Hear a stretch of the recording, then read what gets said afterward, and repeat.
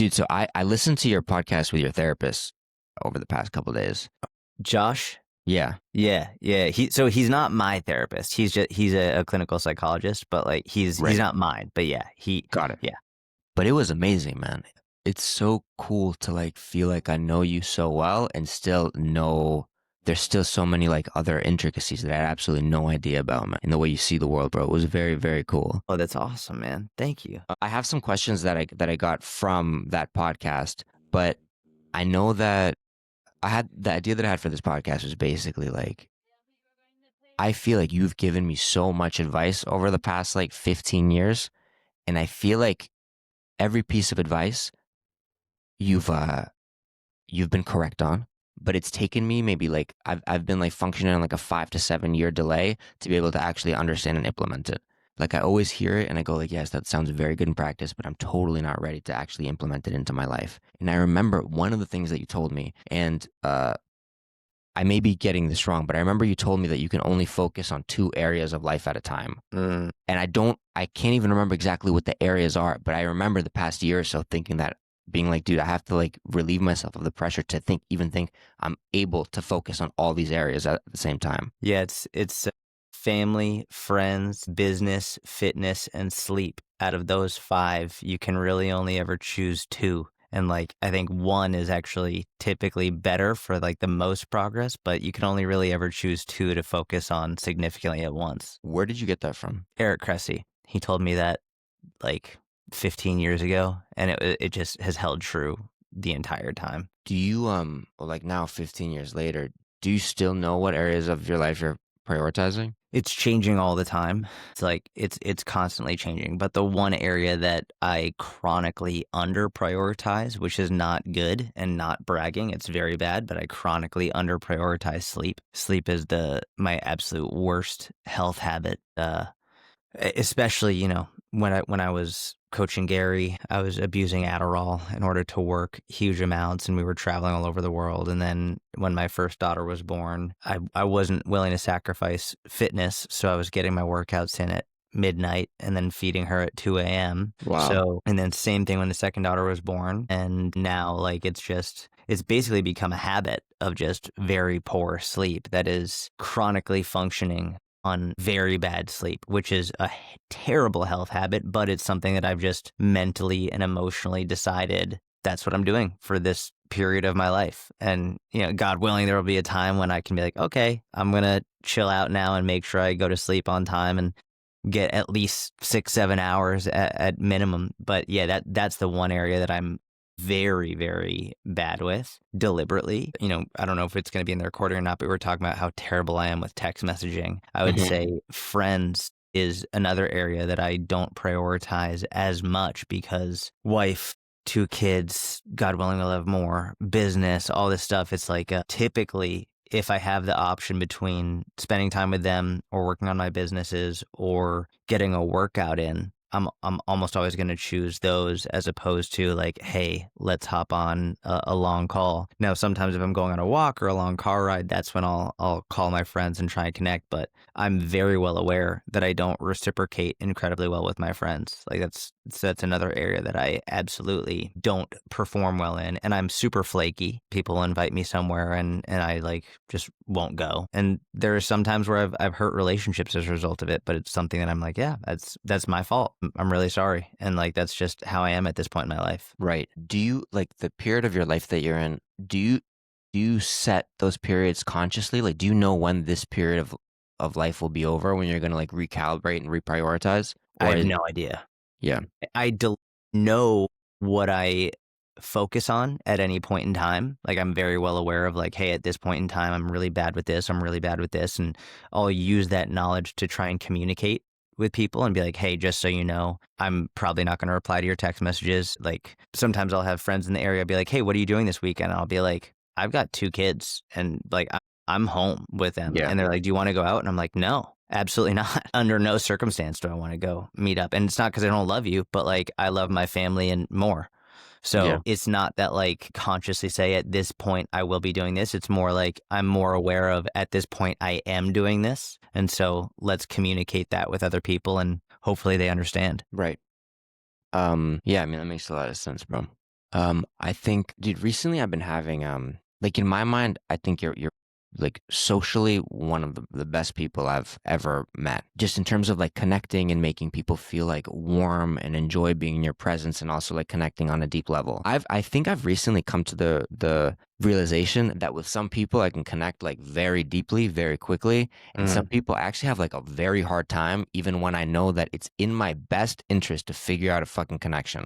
What do you think it's on them or it's on you? Well, truthfully, I go like even if it's on them, I go like I still have to I have to still be able to solve this. Mm. It's like So a puzzle that you need to, it's your responsibility. totally. I mean, I've always felt that way socially. Like if something's going wrong, I'm always the one that's like, fuck, I gotta fucking either figure this out or just leave because I feel too awkward. Mm-hmm. But I was thinking, how would you approach, like, what is it that like hooks a conversation with somebody that you would actually get to know that goes beyond like we're playing these roles Mm-hmm. So like, let's say you just meet someone for the first time. Like, how do or a you get, meeting or say a meeting. Let's say let's say even like a business meeting yeah, where you're doing like the fucking like the pleasantries and the polite, good conversation. yeah. And then like, the objective is actually to connect as people so that something can actually happen. Yeah. So I'm a personal trainer. So I'll use a personal trainer analogy. When I'm working with someone who's new to the gym, the ultimate goal, or one of the ultimate goals, is to get them to be able to do more advanced movements on their own without me being there, but like progress them to more advanced movements. But I know that I can't start them off with a very advanced movement. I need to go through a more basic foundational progression. And if I try and jump immediately to the more advanced movements, it's not going to end well.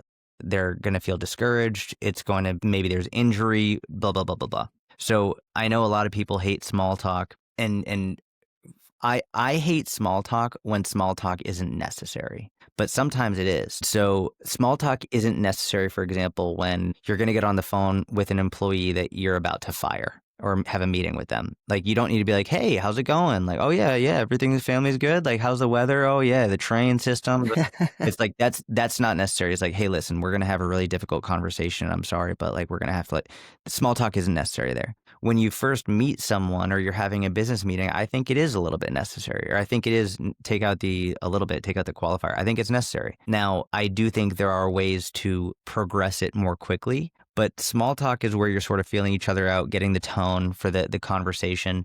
And one of my all-time favorite bits of small talk questions, I just ask as many questions as I can, but I want to ask really good questions. So one of my favorite questions to start off with is like, wherever you're meeting, whether you're in New York City or LA or wherever you are, be like, how did you get here? How did you end up in this city? Mm. Everybody has a story, whether they were born there or whether they traveled there. Like, everyone has a story that they can tell. And as you know from Dale Carnegie, like, everyone likes to share that story in some Hmm. capacity. But the issue that I found is people read Dale Carnegie and they're like, okay, well, I asked that question. Cool. That's not enough. Like, you have to be interested in the story. And so as they're telling you the story, they'll be saying, yeah, well, I was born here and my siblings and I, we moved to this place. I'm like, oh, I don't just let them go off and like finish. I'm like, how many siblings do you have? And then I'll immediately, one of my first, are you close with your siblings? And then automatically, immediately there's they'll look up, they'll be like, well, there's something there. And we'll go into it like, it's a little bit complicated. Oh, what happened? Now you get into a much more deep conversation almost immediately, but it's from showing that interest early on of, how did you get here? And I'll apologize. I'll be like, I'm sorry to interrupt, but like, how many siblings do you have? Are you close with them? Before they can even finish telling me how they got to the city. And before Right. we've even gotten there, we've now entered into a more deep conversation. So starting off with, how did you get to this city? And then actually being interested in it and asking follow-up questions to what they say. I think many people get uncomfortable asking these questions early on. For me, I don't know if it's just practice or I don't, it's difficult for me to feel uncomfortable, but I really think most people enjoy when people are interested in their true story Yeah, in totally. getting. So when you say like, are you close with your siblings? If they seem apprehensive, like, you don't have to tell me if you don't want to, but I'm interested. Like, are you close with them?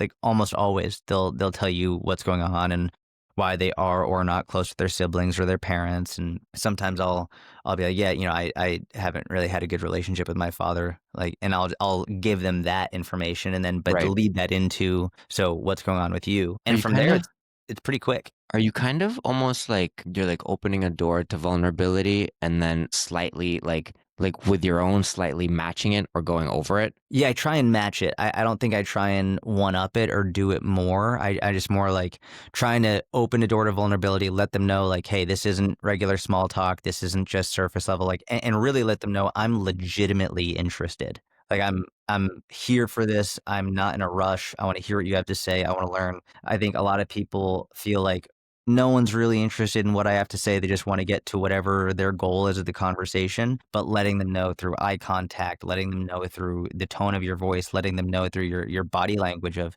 like, if I'm sitting down for a business meeting at the very beginning, I take my phone, I'm like, I'm going to turn this on, do not disturb. And I put it down out of sight so they can't see it. And then I'll say like, I will literally say, I'm legitimately interested. Do you have a close relationship with your siblings? Like I'll even just adding that at the very beginning can be like, oh, even though it's like it seems weird to say it, it's like, no, I'm legitimately interested. What's going on with your siblings? And then they'll go into it. But oftentimes adding those prefixes to the question of just letting you know your true intention, even though it in your mind it should be obvious, is helpful to them if you're just meeting them. Totally. Do you have, I think, how did you get here is a pretty amazing question that I think is like a incredible gate to real conversation. I wonder if there's any others that live in the same world as like, well, just that, I guess that serve a similar purpose as how did you get here? Yeah, I mean, that's, what's funny is like whether it's wrestling or jujitsu or whatever, you typically have a favorite setup that Totally. you'll use. That's my favorite setup. It's like that's my favorite. Mhm. Like that's what I go in with. I don't have a list of 27 different lines. And if they say something early on that allows me to not use that and ask a different question, then I'll go into it. Or let's say they're like, oh, sorry, I was on the phone with my brother. How many siblings do you have? Like, are you close with them? Or sorry, I was on this. It's like I was on the phone with my business partner. It's like I'll be like, are you close with your business partner? Something like asking that could be another option is like whoever they are describing their relationship with, or they mention someone. Are you close with them? Do you guys have a good relationship? Will Mhm. always lead to an immediate deeper conversation that opens the door to vulnerability. Okay, I think that's really helpful. Um, Dude, I love that you used to reference How to Win Friends and Influence People, bro.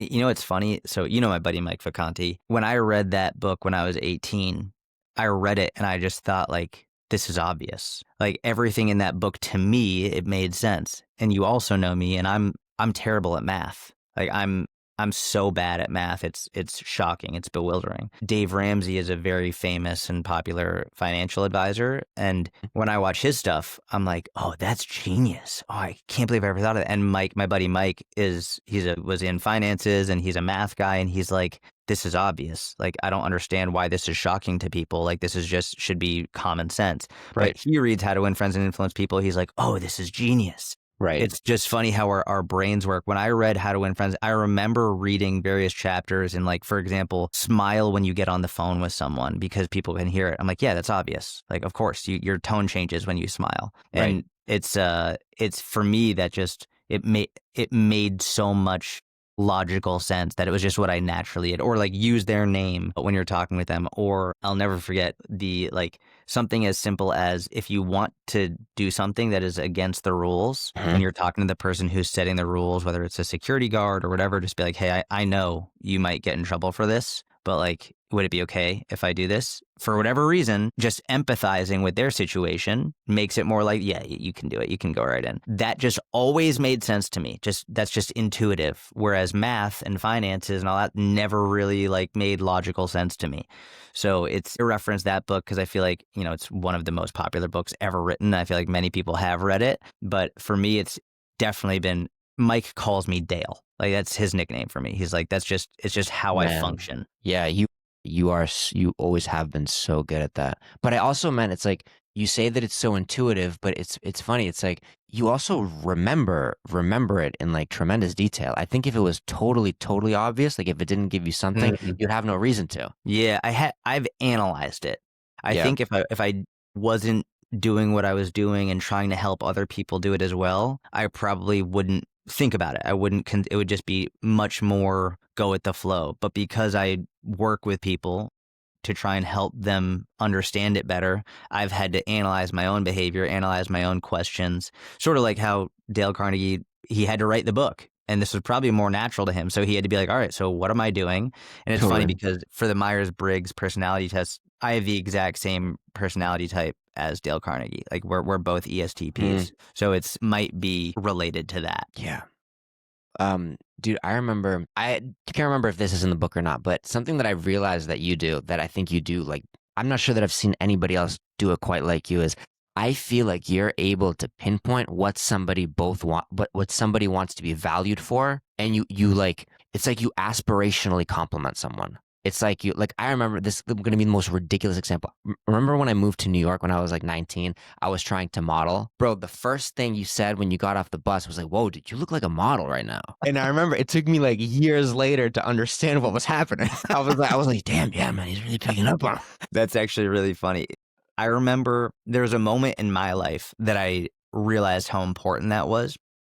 And you remember the gym that I interned at in high school in Newton? So when I was interning there, I don't know if they did it deliberate. I'm sure they did do it deliberately, but they never called me an intern to the clients. They always called me coach. And they were, this is Coach Jordan, even though I'm like 16 years old. This is Coach Jordan. And I remember being like so proud of like, yes, I'm not an intern, I'm a coach. Yeah. And I've spoken a lot about how you want to speak to people in a way that allows them to live up to their own highest expectation, because they'll meet whatever expectation you set.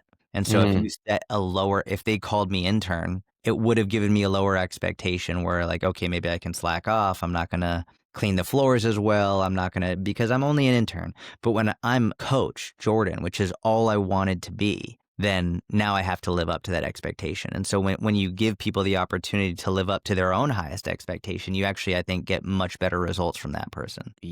I mean, dude, that makes a tremendous amount of sense. But I still also think I do think you have like a gift to be able to like perceive how somebody wants to be perceived. Thank you. Thank you. I mean, I try. It's one of the first things I'll do in a conversation is trying to see what's motivating this person. Like what is this person's deeper, how do I want to be perceived? What do I value? How do I want people to look at me? And it's one thing I'll do on social media when I'm trying to get to know someone without speaking with them is I'll go to their profile. You can usually tell a fair amount from someone's profile how they want to be perceived, whether it's what's written in their bio, which pictures they've prioritized as like their pinned posts on their feed, what the majority of their pictures look like, which pictures they may have hidden likes on. You can, or even like which comments they get that they reply to versus which ones they don't reply to. Interesting. You can get a pretty good feel for what people are trying to be perceived as and how they want to be perceived just based on their Instagram. Totally. Dude, you could also probably get because I'm just thinking, right now my mind is scrolling to people who I know who don't have Instagrams and how I still feel like I actually can totally see how they want to be perceived. Yeah. I mean, is there anything that you look for? Like, is there anything that stands out as like, how can you tell? I think it's clothes is the biggest one, honestly. How they literally how they present themselves. So it is, but it's funny, like, because I think that I mean, this is gonna sound terrible, but to me, I'm thinking of someone who has like this uniform of like jeans and a black t-shirt and like boots and like one of those coats. He's like just a regular all-American man. Yeah, that one's interesting to me because clothes are so individual. There are some people who really value their clothes, who are like very, very, they think it's an important status indicator of the clothes that they wear, the jewelry that they wear. But for some people, clothes are just what they wear and they want to be more comfortable. And I think it's less about how they're perceived and more just about what brings them comfort. For example, I mean, some of the wealthiest people in the world drive beat down Toyotas and they wear like hand-me-down flannel clothes that they've got because they don't value the status that might be perceived from various clothes. Whereas oftentimes, Dave Ramsey talks about this a lot, some of the people who are living paycheck to paycheck will buy really expensive clothes and really expensive jewelry. It was my wife, she was working at Saks Fifth Ave during COVID, and she told me without fail, every time a stimulus check went out, there would be a huge number of people going into Saks Fifth Ave who like weren't their usual patrons, spending their stimulus check on very expensive jewelry and clothing. And so I think you can typically tell um, it's a good indicator of, does this person view clothing as a status indicator? And if the person is dressing up and is using clothes in that way, you have a better idea. But in the same way, other people, you might be like, oh, this person doesn't care. Like their clothing doesn't indicate status to them. And same thing with cars. It's like this person doesn't like. I'll never forget. We actually both know this person. I'm not going to say their name.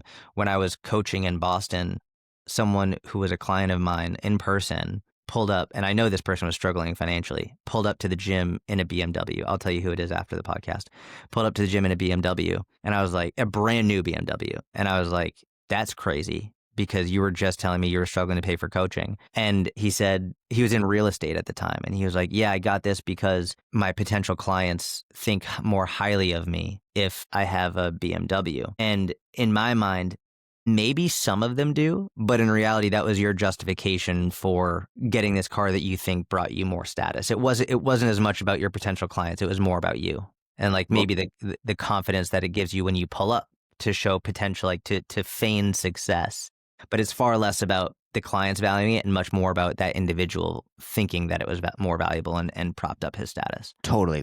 But don't you think though that, let's say like an example of the not the regular customers going to Saks Fifth, doesn't that still tell you though that these are people who want to be perceived for that? 100%. Like for example, like when you got off the bus and you said that you look like a model, it's not because I suddenly became 6'2". It's because I think you could gauge that like this is how I wanted to be seen. 100%. So I wonder. I mean, a part of me still wonders, like even if people who like don't put emphasis on their clothes, who are like this, whatever, I'm just here to be comfortable, are still the kinds of people who want to be perceived as like they don't care that much about clothes. They just want to be comfortable. I think it really does depend. And I think we have to be very careful about ascribing what other people value just based on what we think or maybe what we value. I'll give you an example. Like for me personally, I don't care about clothes. And it's not because of the status, and I don't try and dress down because I want to be perceived in a way that it doesn't care. The truth is, if I really break it down, I hate shopping. If my wife gets me really nice clothes that are more expensive, they're often typically far more comfortable, and I enjoy it then. But going shopping is, I would rather be waterboarded than go to the mall and shop for clothes. I hate shopping. So I think there are some people who they like the idea of being perceived as someone who does or does not care. But I also just think there are some things that are not part of someone's value system whatsoever. And it might just be they just hate doing it. And so they'll just take the easier route on that front.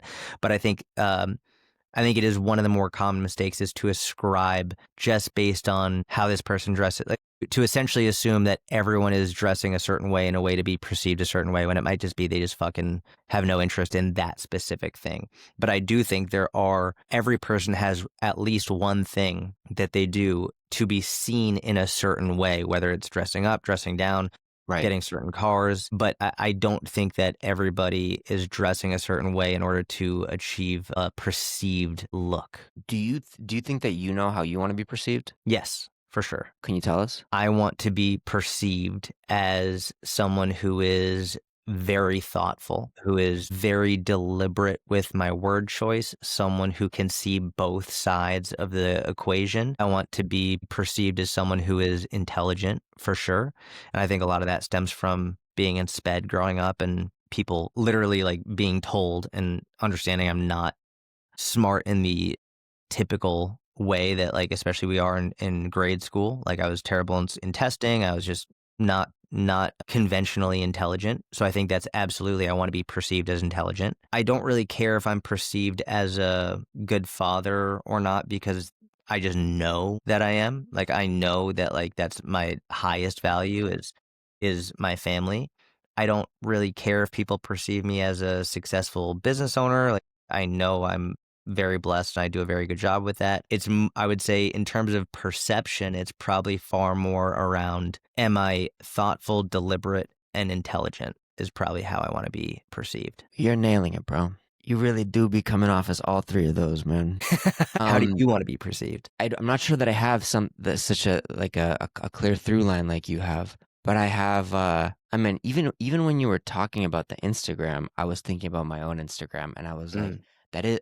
I think there's like something about like not like definitely something about like honestly someone who's like masterful without trying too hard, mm, without like there's always like this it's funny. It almost feels a little bit because there clearly are things that I try very hard at. like what? Well, like acting. Yeah. But I think I don't know. It almost feels like like I want to be perceived as having some kind of like, control or greater awareness over my own like wants and needs, kind of, without Mm, fully occupying this. Like I need it, but I need it. And I also do think like I do like being perceived as like a teacher or some kind of an expert mm. without stamping like expert on my forehead. Right, right. Without coming across like you're trying to do that.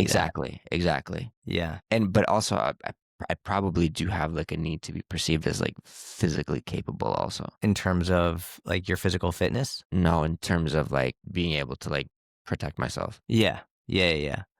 That I think that's again, not everyone has the same goals. There are many men who don't, but I do think that is an underlying biological thing among men where even if the ones who say they don't want to, I think there is like an inherent desire to be able to say to feel like, yeah, I am perceived that way. Like I'm not an easy target. I can protect myself. I think that is more biological, but obviously some more than others. I would imagine, I might be wrong, I would imagine that the desire to be perceived as a teacher might be more, maybe it's more or less recent. I would imagine in acting it's more recent, but It's not maybe not a teacher's the right word, but the idea that like that I'm an expert, that I'm the one with the deep understanding. mm, do you think that comes from your recent, relatively recent into actually teaching acting? No, And I think that it's the first thing that provided me an outlet for it, like mm, a tangible, like monetary and energetic exchange outlet for it. mm, that makes sense. That was like the first time where you really felt valued as that. I felt valued on it for it on the micro, but it's the first time that like yeah, that like a class of people showed up for me to play that role. Yeah. And they love you and they respect you, Well, and I some would of them. imagine it feels really good to have when you see your instruction being implemented and then you see the immediate improvement and you see like, oh wow, like that was a direct result of what I said, and then you also see their gratitude for it of being like, wow, like thank you. I don't know if I would have come to that conclusion without your input. It is addicting. Yeah. Yeah, it definitely is. But it's also like my mentor, like when I just started teaching, like my mentor told me that like you can't take responsibility. Like you can't like it's like an unhealthy burden for you to feel like I'm responsible for this. I'm responsible for your growth. Like look where I got you. I got like the healthy route, and the route that doesn't like damage me is the route that goes like they would have found it somewhere else. Mm-hmm. If Yeah. they wanted, they would have found it somewhere else. My mom always says, I'm not going to take credit for your success because I'm also not going to take credit for your failures. And then, That's really good. and then it is similar with coaching. It was probably the most difficult lesson I had to learn as a coach. I had and have the same desire, but early on, one of the reasons I was investing so much in learning about coaching and psychology and program design and nutrition was because in my mind, I was like, anyone who comes to me for fitness advice is going to be the greatest of all time. I'm going to have Right. all the answers. And anything that they have, like I will tell them exactly what to do and they will follow it exactly as I say. And then they will be the most fit, the most strong, the most healthy. And the most difficult, challenging lesson I had to come to was not everyone's going to take my advice. And not everyone's going to be in a place in which they're ready, willing, or able to implement these strategies. And maybe they are, but I'm the wrong messenger for it. Maybe Right. they need a different voice, a different methodology. It could be the same methodology, but a different way of explaining it. And that is by far the most difficult lesson that like I'm not going to succeed with the majority of people who come to me for help, but the small number of people who do, it is the greatest feeling of fulfillment for sure. Yeah. Dude, something that always makes me marvel about you and that I remind myself now is and I know we've talked about this privately many times, but I think of like the way that you've approached like getting mentors and like when you were in college still, you got the internship at Westside. Mm-hmm. Westside is like the most like preeminent, intimidating powerlifting strength gym in the country, run by like fucking 350 pound like tattooed bikers who like deadlift like houses. And you're like a small person, and we're relatively new to powerlifting, and like you got an internship at this place where I mean, maybe you can tell the story, and hopefully we can segue because I mean, I do like part of this podcast is like me thinking like as I get older and as I'm like, I want to like land on my own 2 feet as like a adult, Mm-hmm. how to use like the role of like the role of like these like ambitious like mentorships.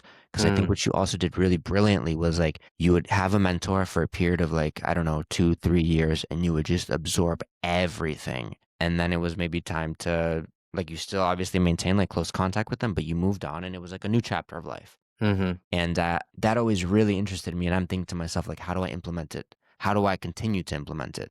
Mm. So maybe you could talk a little bit about that and like how you had the balls to reach out, and like how you the mindset you had to get these mentorships that from my perspective, and I think from a lot of other people's perspectives, were like just kind of way out of your league, almost not out of your league, but It was out of my you know, league. like a 1 out of like 1 million chance that something like that would happen. Yeah, it was 100% out of my league. And so I would imagine most people listening don't know what Westside Barbell is, but literally the strongest gym in the world. Their weakest guy, when I applied to intern there, squatted 800 pounds. That was their chump lifter.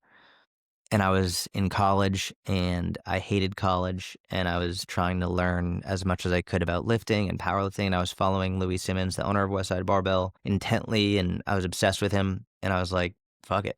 I'm just going to write him an email. And it's not like they had internships. They didn't do internships. I was just like, I want to learn from you. So I wrote him an email and I just said, listen, I'll take the trash out. I'll clean the floors. I'll do whatever you need me to do. I just, please let me come and learn from you. And he replied in an email, which I couldn't, it would be the way I explained it to my mom. I was like, imagine you wrote an email to Oprah Winfrey and then she replies back. It was just like this crazy, unbelievable, or like if you wrote an email to Robert De Niro and he just replies back, like, what the fuck? Like, that's insane. That's Yeah. one of my favorite actors of all time, or Edward Norton, or whoever your favorite actor is. And he replies and he says, I still have the emails. He says, our weakest guy squats 800 pounds. What do you have to offer? And I was 21, and I don't think I would reply the same way now at 34. But I said, I said, I don't give a fuck what your lifters do. I said, and this is partly age, but also partly understanding the person I'm interacting with, who is he'd been to prison a number of times, like, and many of his lifters had been to prison, and they're like, it's a rough place. You know, it's not like a gym that you go and sign up and have a membership to. You only go there if you're invited. It's in an industrial park. There's no sign on the door. The strongest lifters in the world are there. So I said, I don't give a fuck what you or your lifters do. I'll outwork every single one of you. And that's how I replied. I didn't get a response for a little bit, and at that point in my life, I must have been including my phone number in my signature, because a couple of days later, I got a phone call from Louis Simmons, and I was shitting myself. And basically, he was like, here's what's going to happen. You're going to come out here during your spring break, and you're going to have a tryout, and we're going to see if we're a good fit. So my 5'2" Jewish mother, who knows nothing about powerlifting, nothing about Westside Barbell and what it actually is, flies with me to Columbus, Ohio. And I don't tell her what it is. I didn't think she was going to come with me to the gym. I thought she would stay in the hotel room while I go to the gym. She's like, I'm going to come with you. I was like, I don't think that's a good idea. She's like, I'm going to come with you. We show up to the gym on Monday morning, which is max effort, lower body day. We're just sitting outside and we see a giant walk into the door. Just an absolute giant. And my mom immediately is like, what is that? And we walk inside and it's 8 a.m. and from across the gym, Louis is shirtless. He's tattooed head to toe. He sees us walk in. Again, this is not a membership gym. This is a blood and chalk gym that, like, there's no sign on the door. No one knows where it is unless you're invited. And so we walk in. Louis walks over to us, shirtless, blood pouring out of his nose all over his chest from just deadlifting like 700 pounds. And he goes, you must be Jordan. And I was like, yep. And my mom looks like she's about to just be scared to death. And my mom was like, I'm going to go wait in the car. So she leaves.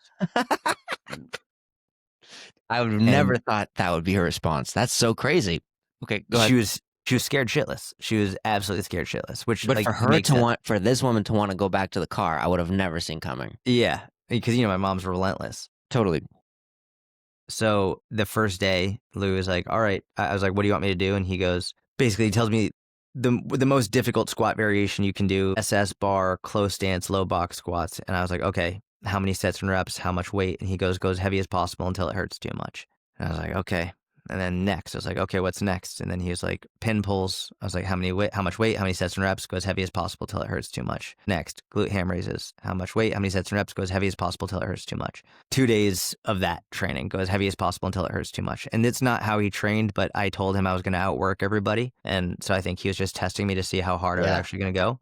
Yeah. The 2 most difficult training days of my life. And at the end of those 2 days, he shakes my hand and says, all right, I'll see you over the summer. And how did you think it was going as it was happening?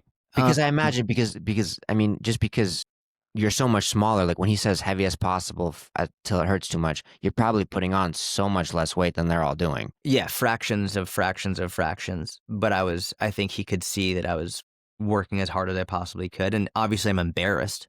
Mm-hmm.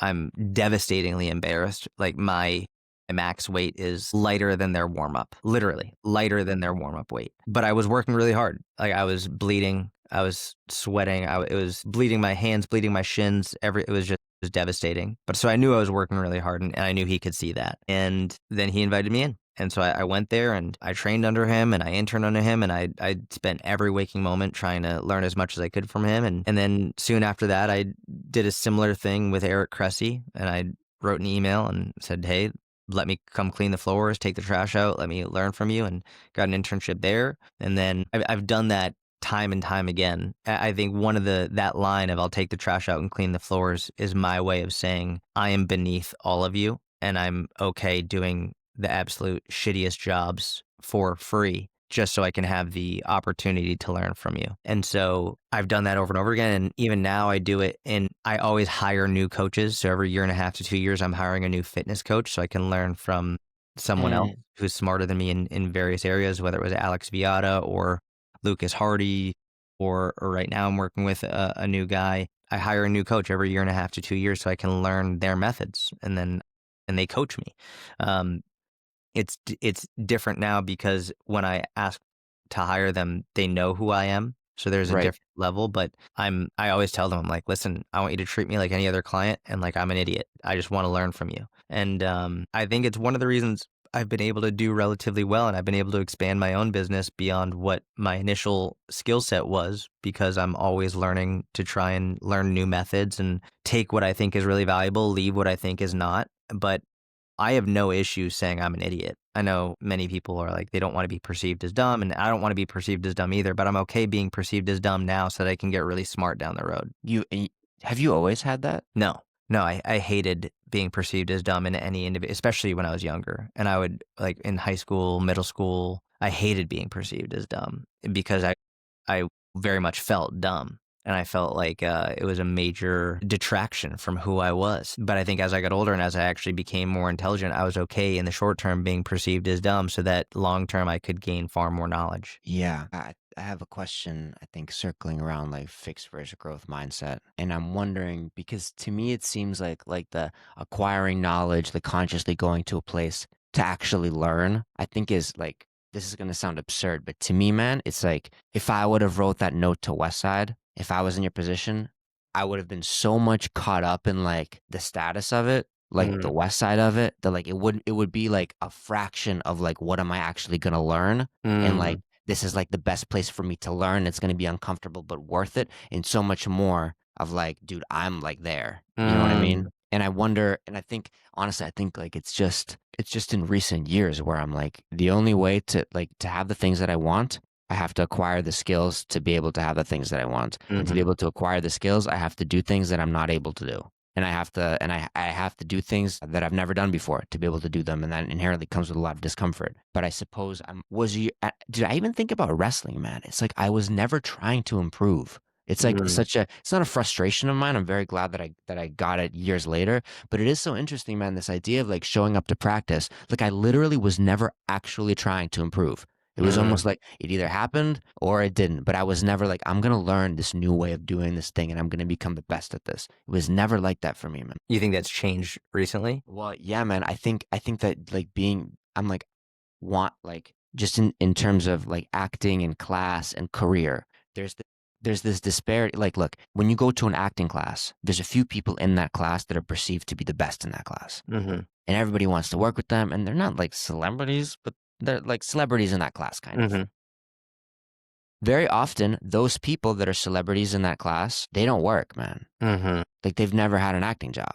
Mm-hmm. Like, I know that I was that way, and I've seen it that way. And like, and as I started teaching also, it became like people would ask me, like, the teaching must really help your acting. Like, how does it help your acting?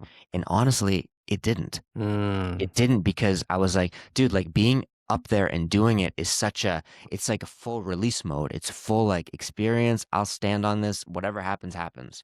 Like, I'm going to see what happens. Mm. Whereas teaching is like, I need to be able to like analyze and break down and like perceive, and like they're totally different. And Mm-hmm. I think they work like very synergistically if both are happening. But if one is happening and the other isn't, like it actually put me like very in my head. So I had to go back to the place of like, I started going back to like classes, like knowing that like I may not be like the best in that class, Mm. even though I'm the one who's working and I'm the one who's teaching and I'm like all these things. And I was like, just kind of occurred to me that like, I feel like that's an area where like growth mindset has been solidified. Like, I care more about being as good as I possibly can, Mm-hmm. even if it means on the micro, I'm not rewarded as it. Like, I was in a class like semi recently, like to me, this teacher, he never talks to me like he'll never be like, wow, David, you're like a really good actor. Like, damn, Mm-hmm. you see, like, that's a fucking actor, man. He'll never talk to me that way. It'll always be like these like little fucking breadcrumbs. And a part Mm. of me is like, what the fuck? Like, give me that the way that you talk to other people who actually aren't working, who aren't whatever. And a much larger part of me goes like, good, man. Like, I need that. It's good for me. It's Yeah. good for me to like let myself have that. Chasing the breadcrumbs. That might be one of your favorite teachers in the long run. But one thing that I found early on is that when I was very focused on being the best and being perceived as the best, I put a huge amount of self-imposed stress on myself and anxiety on myself. Totally. That was like, if I'm not the best in this moment and everyone doesn't see me as the best, then I'm a failure, which puts a huge amount of like performance anxiety on you. And it's all self-imposed. But when I got to a point where I could be like, I'm totally okay being perceived as dumb and terrible right now, it was actually very freeing, because it was like, great. Everyone thinks I'm supposed to be bad, which gives me all of the room in order to put in effort and put myself out there. And it's okay if I'm seen as bad. That's great, because there was something that Gary said to me.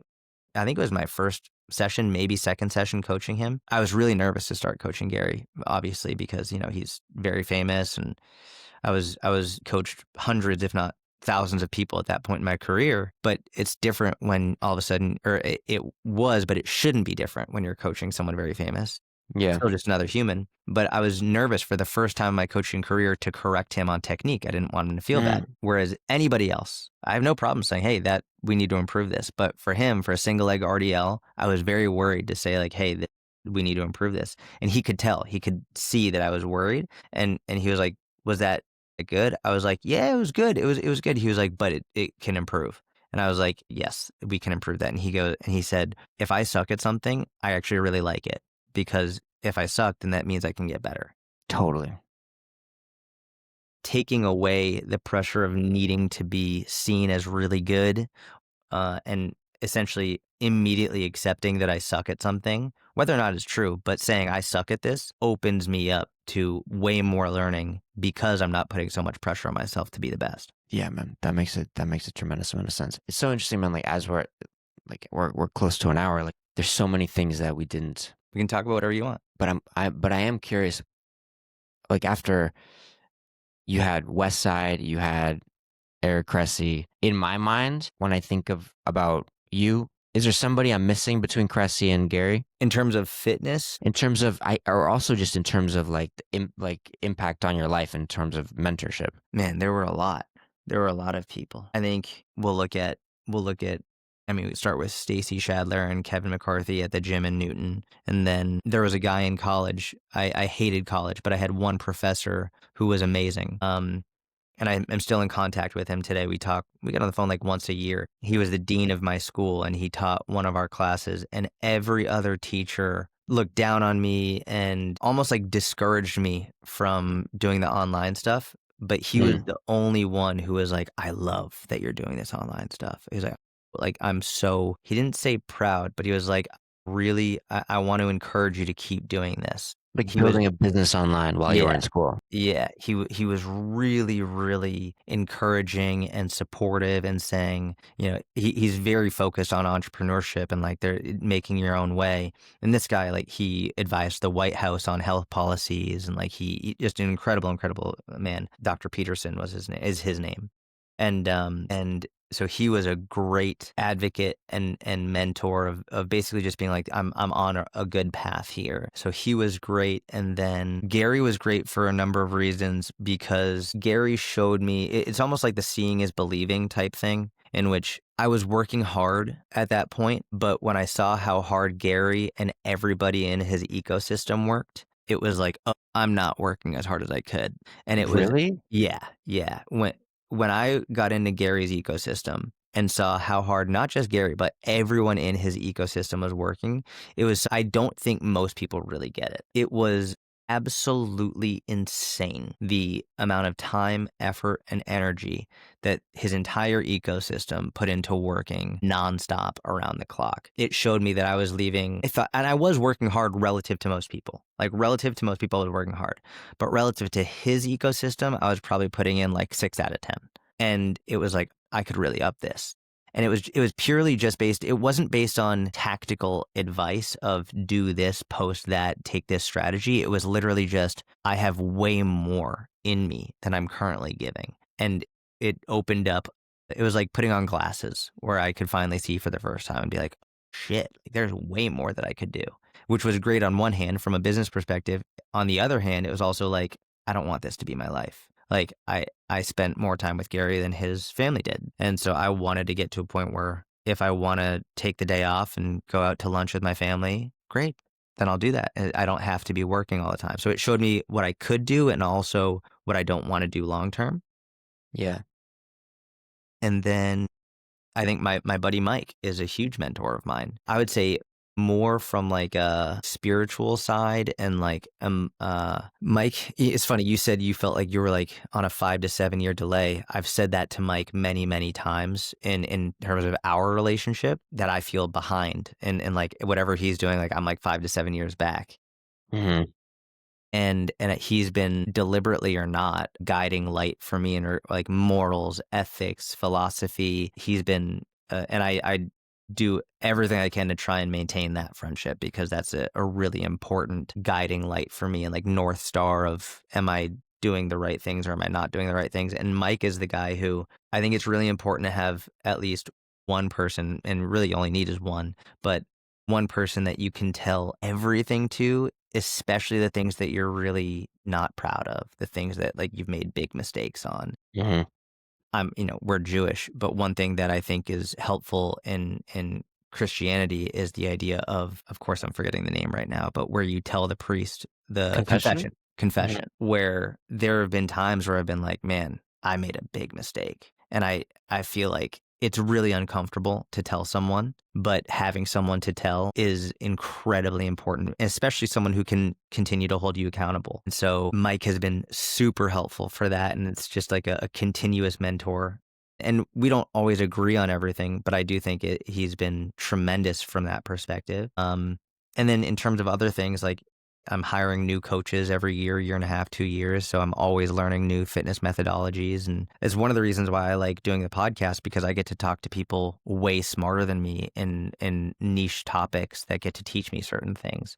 So yeah, I think it's a constant, me constantly being able to say, I'm not knowledgeable on this topic. I want to learn from you because you are knowledgeable on this topic, and essentially taking the I know nothing, teach me everything. Can I ask, as I continue to do these podcasts and make it a regular thing, how are you finding your guests or your guests finding you, and how do you prepare? Like, you're so meticulously prepared. Like I can't imagine, like, you have like a 3-hour conversation. Like, it's crazy. Like, Yeah. So how are you preparing for those? So I usually reach out to them.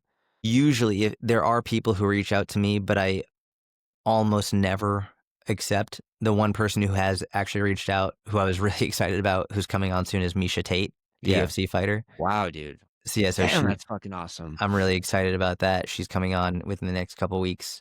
Most people, when they reach out, it's because they want to get more exposure and not because they actually have something good to say. So I'm usually the one reaching out, and preparation is a lot. It's a lot. So if they have a book, I'm reading the book, Mm, and almost all of them have social media. So I'm going meticulously through their social media, and I'm going back years and years and years and seeing what they're saying. And I'm crafting the interview in a way that starts off with, I want to get to know you better. I want to understand who you are, like who you say you are.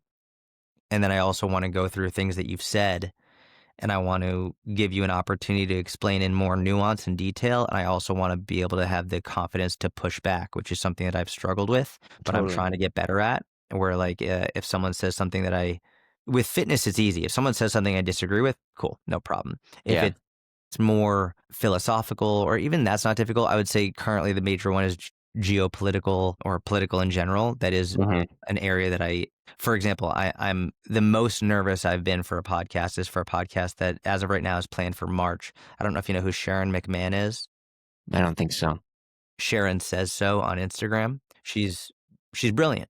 She's a brilliant political commentator, and I love a lot of what she says, and I also disagree with a fair amount. And so I'm already starting to prep for this interview in March, Wow, and a lot of the prep is me being able to, number one, pick out what I want to discuss, and then preparing ahead of time where I think we'll disagree and working up the chutzpah to be like, you said this, I want to give you the time to explain it, and then preparing what avenues it might go down. And depending on where it goes, having some things ready for me to push back respectfully. I think one of the major issues with podcasts nowadays, not all of them, there are some really good ones, but one of the major issues is when the host just lets the person talk and the person says something that is either blatantly false, or maybe the host even disagrees with it, but they just say, okay. And they just let it go. And there's a way to push back respectfully. It's very easy to push back in the comments on social media, be like, you're a fucking idiot. It's another thing when they're sitting right in front of you and to really like push them on it, which I really think is the essence of good journalism, which has largely died over the last decade, in which they just host whoever they agree with and just let them say whatever they want to say and without hmm, any pushback. So I'm trying to be a good journalist. And it's a lot. It's a lot of time and effort going through all of their published works and then trying to figure out, okay, like for example, Sharon says she has 90 minutes. I usually would do 2.5, 3 hours. So now I've got to figure out what's the most important topics and really try and whittle it down. For a 90-minute interview, I'll probably prepare for like, I don't know, 50 to 100 hours to like Jesus. really try and make it the best that I possibly can. And a lot of it is just mental preparation. I actually did that for a cardiologist that came on recently. I thought we were going to disagree on a lot. And if you look, I could send you my notes. I had like points all written out, and it ended up we actually agreed on everything. But like the interview was not as long as I thought it was going to be. It was still well over 2 hours. I thought it was going to be like a 4+ hour interview because I thought we were going to go back and forth debating, and we ended up agreeing. But that was to date the most stressful because I thought there were going to be a lot of disagreements. And then now preparing ahead of time for Sharon is very nerve wracking. Got it. Yeah, I remember a long time ago you told me that like in your business you focus on like one aspect of business for like a certain amount of time, like a year or Yeah. so. Yeah. Like I remember you were like building your email list, like focusing on building your email list for a year, and then it was like this type of Instagram post for like a certain amount of time. Yep. Is this podcast season? This is podcast season. Everything is podcast. Everything is podcast. And I do other things as well, but all of my effort, everything that I can is going into the podcast because it's what I care about the most. It's what I'm most passionate about. And I also very much believe in this short form content era in which you get very incendiary conversation, very clips that Yeah, drive anger and incitement and divide. I think the best way to combat that is through long form, nuanced discussion, even and totally. especially with people you disagree with. And I personally and selfishly love it. And I also think it's what society needs. We need to be able to sit down and listen to conversations with people that we disagree with. That's what we need right now, I think, more than ever. So yeah, it's podcast season. I absolutely love it. I'm obsessed with it. It's also incredibly difficult and stressful, but I love it. Okay, dude. Well, thank you, man. Thank you so much for this. I think I'm pretty good, man. I think we've covered a lot of things. Are you enjoying doing your podcast? I think that dude, I'm enjoying like feeling like I'm able to stand on my own two legs as an adult. Mm, That's like I also like the thing with the podcast is I was talking to I have had a very hard time to sustain myself in terms of like self-generated doing things. Like I did the TikTok thing. I had like 140,000 followers in like 3 months, and then I just fucking forgot it. And then like I build things up to a place where something could happen, and then I kind of forget it. But I think like in order for me to have like sustainability, like long-term building my self-sustainability, it can't be for 3 months. It has to be for like 3 years and 5 years and 10 years and 15 hmm. years. And like I've really struggled with that. Why do you why do you just forget it the right phrase? No, it's because I would get validated for something else that felt like one is self, like I'm like with the TikTok thing, it would be like me making videos 3 times a day. That all starts to seem like really stupid when you get an acting job. Mm, And then you get off the routine, and then suddenly I'm like, bro, I'm talking about what? What am I making a video about? It started to feel a little it was hard for me to get back into the rhythm. I mean, it's not so dissimilar with podcasts too, man. It's like it feels very good when I'm like 2 weeks, 3 weeks, 4 weeks. Oh shit, I recorded one myself. Amazing. Then you miss 2 weeks, and then it's hard.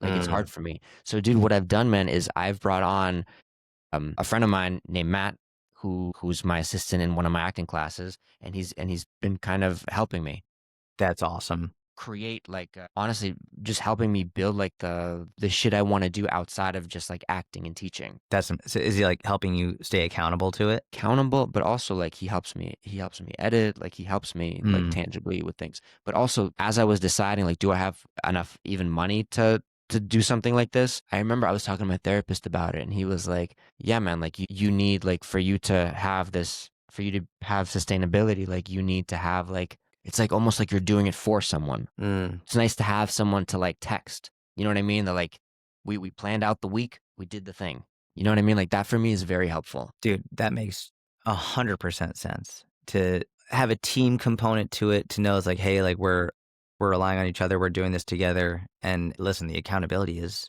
a massive component. It's one of the reasons why I will hire coaches, because I've put my money where my mouth is. I think when you start spending money on stuff, it's like, okay, well, I'm paying for it, so I've really got to do it. And then you also don't want to disappoint someone, and make sure like, hey, like you put in effort, I'm putting in effort. And then the cherry on top is the feedback you get from the actual work, which is like, hey, that was a really wonderful conversation. You made me think about this, or this was super helpful. Listen, getting out of routine can be devastating. Losing momentum can be, it's very, very difficult, which is why, sometimes if I feel like I'm not going to be posting on social media enough, I'll literally just get on and I'll make a post and say, hey, this is going to be a really shitty post, but I promised myself I would post this many times this week. And so this is that one of those posts. This is me just saying, hey, I told myself I'd be consistent. You might not find this helpful, but this is me trying to stay consistent. Not every post is going to be an A plus. Not every podcast is going to be an A plus. Not every effort is going to be your best effort, but even a C plus or a C minus is better than an F. And it's like Totally. just putting it out there no matter what. So to answer your question, like I think it's like new and exciting, and I'm approaching it in a new kind of way. And like having like someone like you do it is also facilitates like for me like a tremendous amount of accountability also. Mm.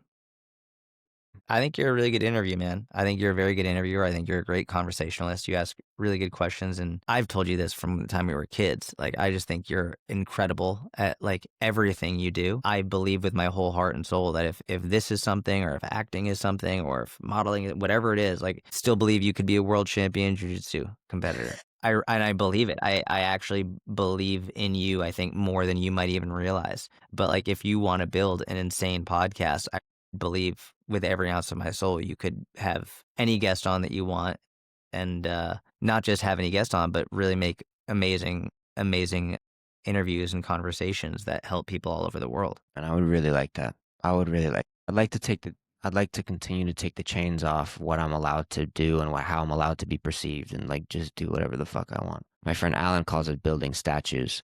Like he says that like as an artist, it's not like you're not like a this type of artist, you're not a that type of artist. You're just building a statue, and Mm, every endeavor that you get into, it's like a statue that you're building. I like that visual. That's Yeah. a very, very unique, and it's a visceral visual.